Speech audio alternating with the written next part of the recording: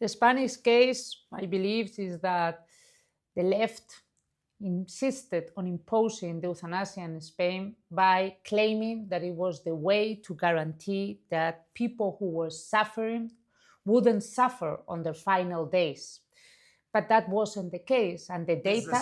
There's the same claim in Slovenia. It's the same. Well, the data shows that who is asking for euthanasia in Spain?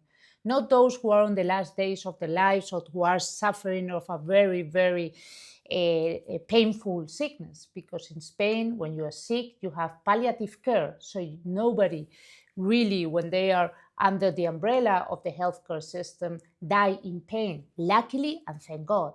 Who is really asking for euthanasia? Those who think that they are a burden for society, and those who think... A burden for the family. Burden for the family, burden, and those who believe that they don't have resources to have a dignified life, to have a decent life with their sickness.